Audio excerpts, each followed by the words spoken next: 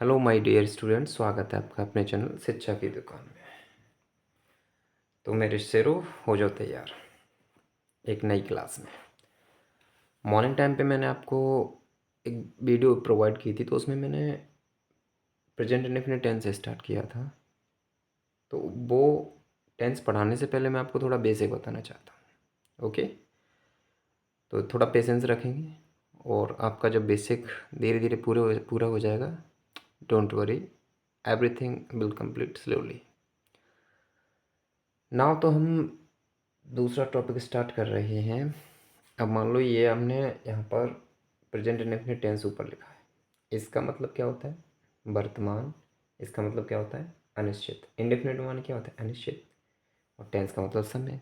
एक सिंपल सा कॉन्सेप्ट है, टेंस का मतलब सिर्फ समय होता है ना। देखो, टेंस मीन्स ओनली समय, बस इतना याद रखो।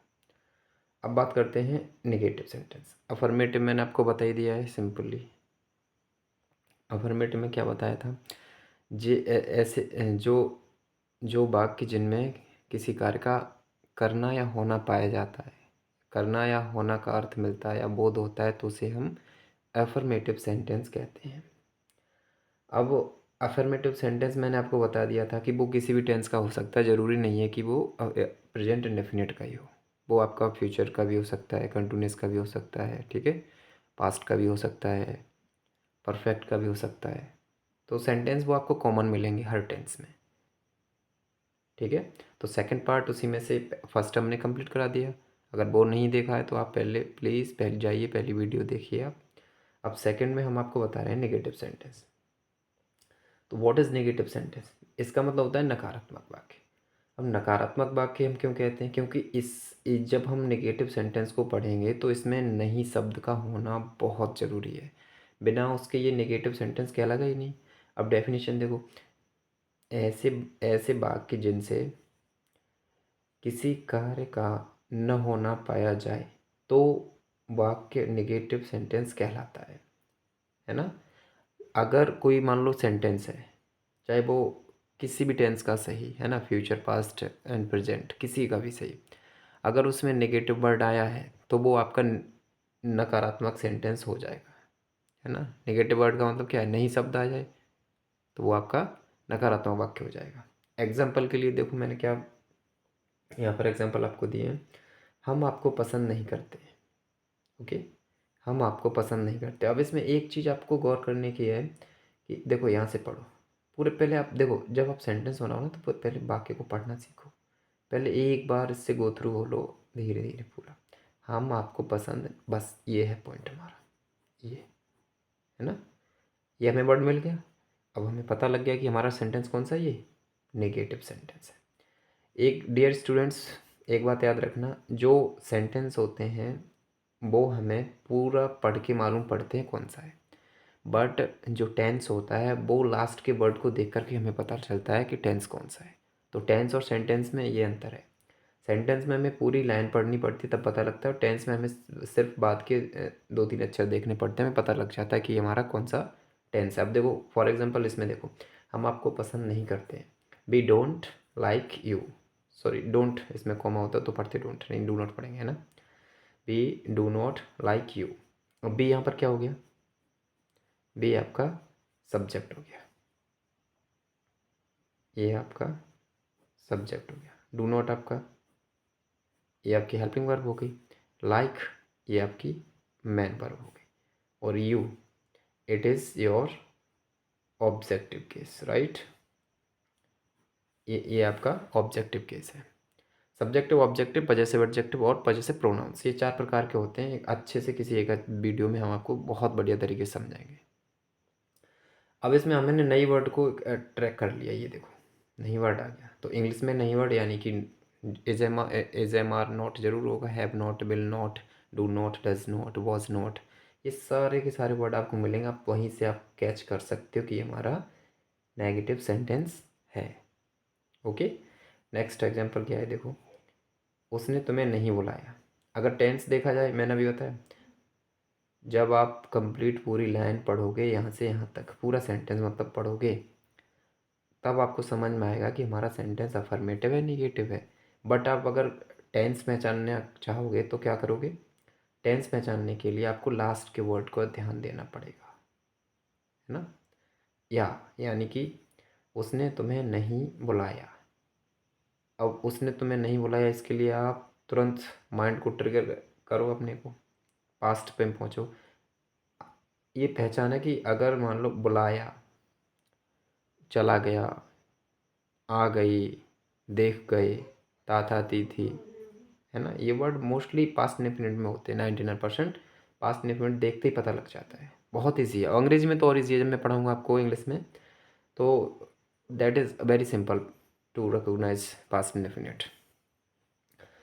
अब इसे हमने कैसे बनाया? He did not call you. ये नेगेटिव। अब हमें कहाँ से पता लग रहा है? हिंदी में तो यहाँ से पता लग गया कि हमारा नेगेटिव है, लेकिन इंग्लिश में हमने तुरंत पकड़ा कि हमारा डिड नॉट ये लगा है। तो यहाँ से हमारा पता लग गया सेंटेंस कौन सा है, नेगेटिव सेंटेंस है। क्लियर।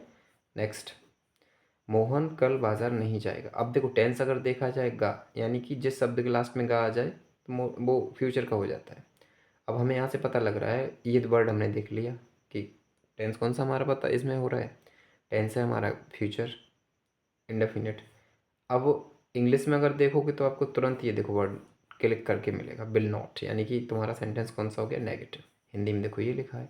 तो अब नेगेटिव सेंटेंस को पहचानना that is very easy process, right. Dear students, affirmative हमने वीडियो बना दी है, आप जाओ उसको देखो अच्छे से, basic same. Please nobody get angry है, ओके, कोई नाराज़ नहीं होगा। अब हम देखो इसमें क्या करेंगे, यहाँ पर जैसे ये है, हम आपसे पूछें बताओ ये क्या है। अभी मैंने आपको एक सेंटेंस बोला, देखो नोटिस किया करो ये चीज़ें। अगर मैं कभी कभार जैसे बोलूँगा, अभी इन फ्यूचर में जब वीडियो बनाऊँगा तो मैं बोलूँगा, और उस टाइम आपको थोड़ा माइंड को शार्प रखना है। आप पकड़ पाते हो कि नहीं पकड़ पाते? देखो जैसे मैंने अभी बोला, नो बडी गेट एंग्री, यानी कोई नाराज मत होना, है ना। नो बडी गेट एंग्री। अब इसमें क्या है कि देखो यहाँ पर जो मैंने ये वर्ड लिखा है, ये सब्जेक्ट आपका कैसा है? अगर देखा जाए तो ये सब्जेक्ट आपका कैसा है? सिंगुलर है। आपका सब्जेक्ट ये सिंगुलर है डेफिनेटली, राइट। तो यहाँ पर क्या लगना चाहिए? एस लगना चाहिए। सिंपल सी बात है। तो ये चीज़ें कुछ थोड़ी हल्की मिस्टेक्स हैं, आपको थोड़ा माइंड को एक्टिव रखना पड़ेगा। क्योंकि क्या होगा कि जब हम चीज़ों को थोड़ा बारीकी से देखना स्टार्ट कर देते हैं तो वो चीज़ें बहुत ईजी हो जाती हैं फिर। हाँ, शुरुआत में प्रॉब्लम होगी, no don't worry, but slowly slowly you will understand. अब हमने अपना नेगेटिव आज कंप्लीट कर लिया है, और जैसे कल हम आपको इंट्रोगेटिव पढ़ाएंगे, और फिर एक आपका पसंदीदा जो शायद है कि आपने WH वर्ड सेकंड टाइप पढ़ा होगा, बट मैं आपको एज अ DOUBLE, डबल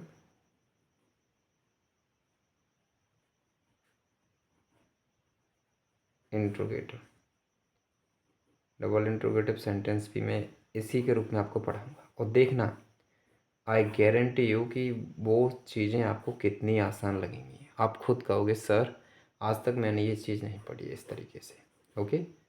तो आप जस्ट, जिनका हाई स्कूल का एग्ज़ाम है, 12th बोर्ड का एग्ज़ाम है, सारे लोग देखते रहें।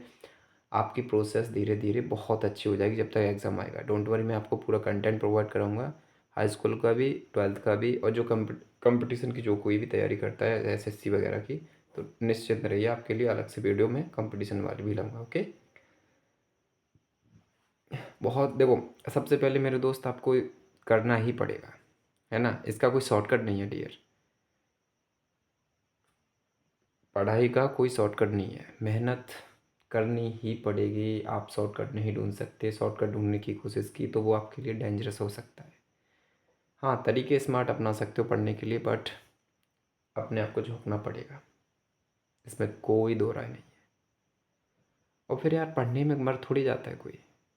पढ़ना और कामों से आसान है। आप मान लो दोस्तों के साथ घूमो फिरो, उस चीज़ को उस टाइम पर वो मज़ा देती है, आनंद देती है वो चीज़, लेकिन एट द लास्ट जब आप आगे लाइफ में चलोगे तो फिर दुनिया क्या देखती है आपके पास।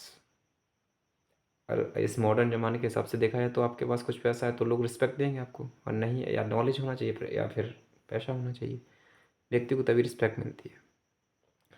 और इन्हीं दो चीज़ों पर अब अपनी दुनिया घूमती है, पता है।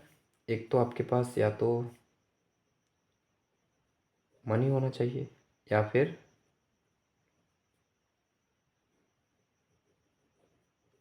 ये नॉलेज होना चाहिए। ये या तो मनी होना चाहिए या फिर नॉलेज होना चाहिए। अगर अब मान लो कि मनी है, नॉलेज, इससे रिस्पेक्ट आप हाँ फेम पा सकते हो, बट अगर ये आपके पास है ना तो फिर ये चीज़ आपके पास चल के आएगी, ऑटोमेटिकली चल के आएगी, डोंट वरी, है ना। तो माय डियर स्टूडेंट्स, मैं आपको सजेस्ट करता हूँ प्लीज़ पढ़ना स्टार्ट कर दीजिए। और पढ़ाई कंपटीशन नहीं है ज़्यादा दुनिया में, सब लोग इधर उधर अपना बिजी हैं, कोई कहीं देख रहा है कोई कहीं देख रहा है, वो चीज़ आपको फॉलो नहीं करनी है।